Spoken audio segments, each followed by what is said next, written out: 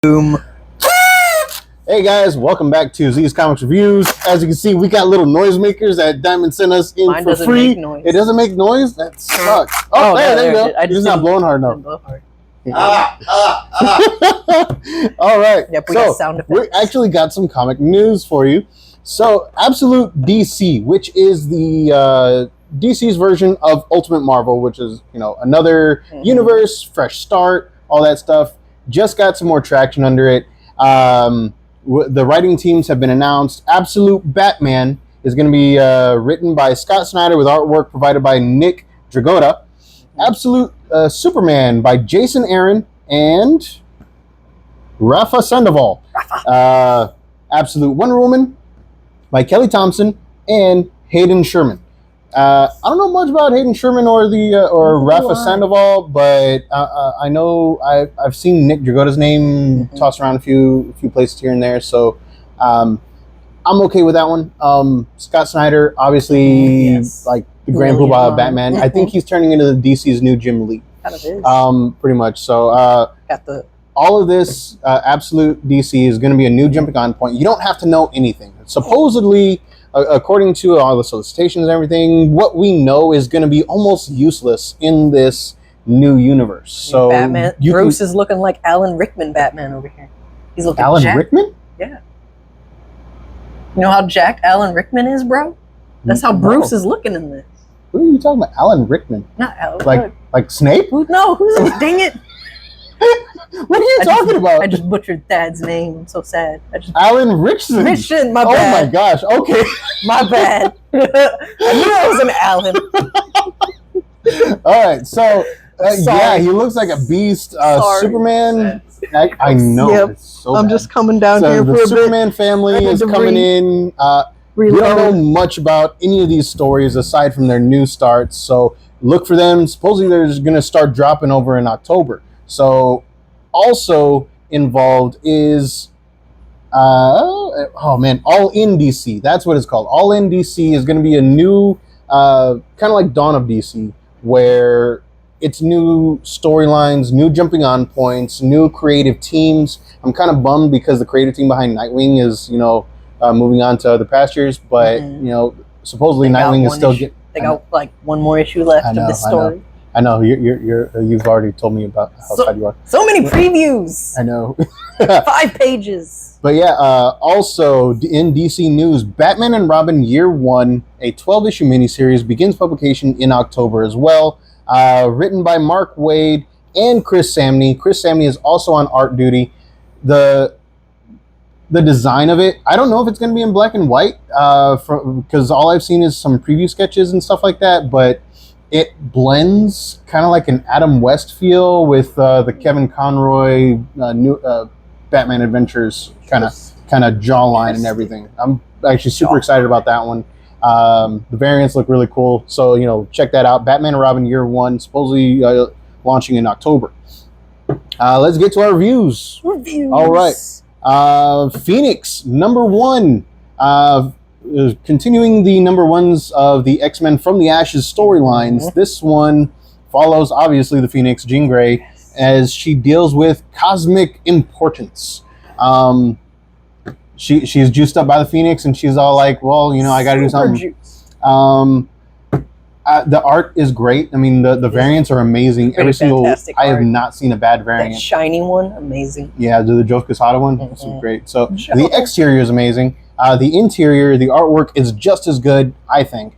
The storyline, it was a little too reverent to me. Yeah, it spoke about. The beginning was very preachy, sermon-y, But it did get a little preachy, sermon-y, comparing her to not just God, but all the gods and stuff like that. It was a little. I don't know. It was a little off to me. That is the only bad thing about it. I can't really tell who's narrating the story. I don't think we've seen them yet. Yeah. Or maybe we have, and it just hasn't. I kind of thought it was the one at the end, the person at the end. I thought it was a little girl. Yeah, that's what I was thinking. Oh, okay. But I don't know. For sure. So the narrator, the narrator for the series, or for the first issue at least. I don't know about for the rest of the series. it's very ambiguous as to who the actual narrator is. They give you little hints here and there, but not really enough to say, "Yep, that's the narrator." Aside from that, great artwork. She's dealing with the cosmic side of the X-Men stuff, and if for any fans of Nova Prime, Richard Rider, he does make an appearance, which I thought he was dead, but he gets dog walked in this. But yeah, he does. But yeah, it's I gave it a 4 out of 5 just because I'm still not entirely cool with the whole like the opening scene. It was kind of off-putting, the whole like reverence kind of thing. But yeah, 4 out of 5. Definitely check it out. Phoenix #1 on sale now. All right. What else are we talking about? Dark Knights of Steel All Winter #1. For any fans, oh yeah, he's not happy. They put 5 pages of a preview in my Nightwing comic. 5 pages of good story that they could have elaborated on. So yes, I'm kind of towards this right now, but so it's okay. Go. So just because of his biasness, I felt I should probably talk about it. Exactly. Dark Knights of Steel All Winter #1. I didn't know it was going to be mostly in black and white. Okay, so it is black and white. It is mostly in black and white. Okay, the pages that like they had in the comic were black and white, but I didn't know if it was just like a artwork. The artwork itself, the line work is really good. It makes it helps the storyline along. The story that it's telling, it helps it along. It accentuates the story. So the artwork for the story is good. Like if it was in like Blood Hunt or the Phoenix, I would not be into it. But because of this type of story, yeah, I like it. Right? It follows the Dark Knights of Steel Elseworlds universe of Deathstroke's story. He's already missing an eye. He's working for coin. Poor guy just can't keep his eyes. No version of Deathstroke can keep both of his eyes. I mean, there was that one time where he had 2 eyes, but he actually sucked with the 2 eyes. Oh yeah, that's true. And then he just like, ah! Oh yeah, I remember that. He did miss a lot. Yeah. But anyway, Dark Knights of Steel All Winter #1. It's a sequel to Dark Knights of Steel, but honestly, I don't know how much of a sequel it is. They talk about the old days. I don't know what's going on, like where it's set, or if it's just set in the same universe. So it's a little confusing. It's a little off-putting, because you don't know why it's labeled as Dark Knight of Steel, and like you don't get any of the other characters. And like I said, the artwork black and white, and then Deathstroke. There's some twists and turns, and some familiar faces and new roles pop up. I thought the twist was pretty cool, and then there's like an epilogue that may also be a flashback at the end. Like I said, it's kind of confusing. Epilogue. Right? So like that for all of those reasons, I gave it a 3 out of 5.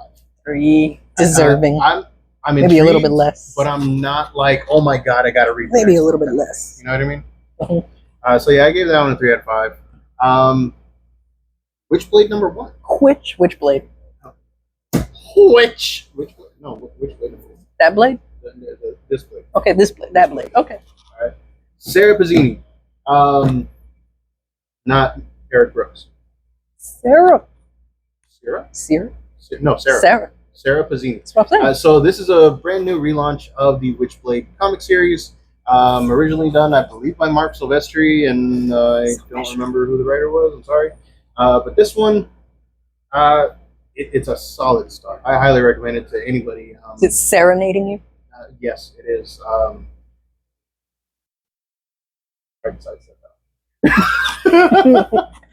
But yeah, it's kind of your basic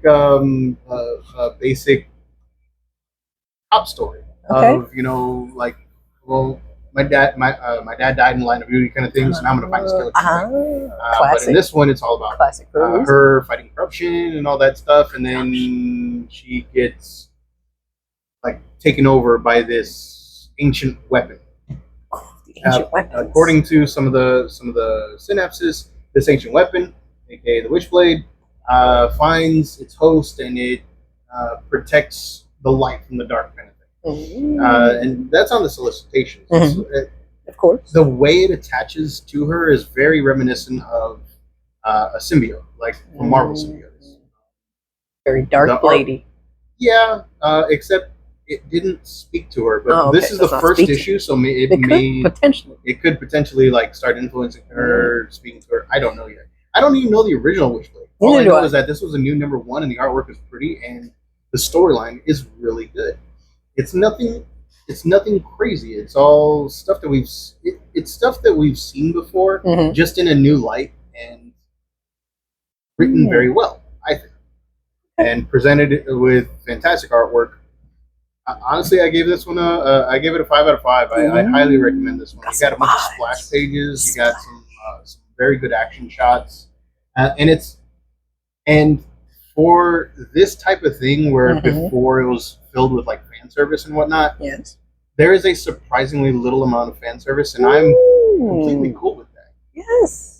I mean, obviously, you know, the Witchblade outfit is just like the armor is just whatever kind of fan service. Yeah, it's fan service in and of itself, but it doesn't parody. It's not out there. It's just not like in your face about it. Yeah, okay. It's very, very good. But yeah, and the weirdest one, Biker Mice from Mars. Biker Mice. I was telling you a little bit about this earlier. I was telling him about it earlier too. Our visitor who wants to stay anonymous. Never mind. So I don't know how to describe this comic book to you. Okay. Okay. The best thing I can say is it is an animal version of a Michael Bay movie. Within the first 7 pages, there's like 3 or 4 friggin' explosions. Okay? Explosions. G-Force with explosions. You remember that movie? Oh, dude, I forgot about G-Force. Kind of. Yeah. Yes. Kind of. I love that movie. Should have got a sequel. The Zach Galifianakis movie. Yeah. Where Nick Cage played a mole. Yeah. I love that movie. But this one is basically a Michael Bay movie told with anthropomorphic mice from Mars that have motorcycles. I don't know what else I can say to you about this comic aside from, if you love the cheesiness of it, the forced family drama of any Michael Bay movie. That's a mouse joke. That's a mouse joke. And you were saying, oh wow. And you get upset at me for my jokes. On purpose. That's right. High five. But if you like Michael Bay movies, you're gonna like this comic. There's just I can't explain it. Okay, you just will. When you're reading it, you will see like the whole trope where the guy is very pensive, or the main character is very pensive in front of a setting sun, and somehow there's either a tree or a house there, and the sun is setting behind that tree or house, or possibly even both. It's the Saturday morning cartoons of comics. Yeah. It's not taken, it's here. It's here for the entertainment. It's not trying. It doesn't try to be anything crazy. It doesn't try to be anything more than what it's not. That's good times. Okay? That's good times. It's silly. I think it knows it's being silly. Of course it would. It's Biker Mice from Mars. I gave it a 4 out of 5 because it doesn't try to be anything other than what it is. Nice. All right. It's just straight up enjoyable from start to finish. And when you're watching it, you're like, Michael Bay. Yeah. But yeah, that about does it. You want to talk about Nightwing? How angry you are about how it ended? Tell us about Nightwing. I know. It's going good. It's going good. Like they got the big bad old heartless framing Dick Grayson into making the public believe that he is the bad guy, Heartless. Like he framed him, had him arrested, but of course, he's Nightwing, so he that's actually not a spoiler. It's part of the synopsis. Yes. So he escapes and all that. Our spoiler slapper is looking at Thunder like, I got my rehabilitation. I'm on sabbatical. So we're trying here. I got my coin the other day. 3 weeks, no spoilers. Nice. But yeah, it's so. But yes, it's getting good. It's getting good, and then they kind of play at the end there. They kind of make a little twist on the thing of how how supposedly Nightwing is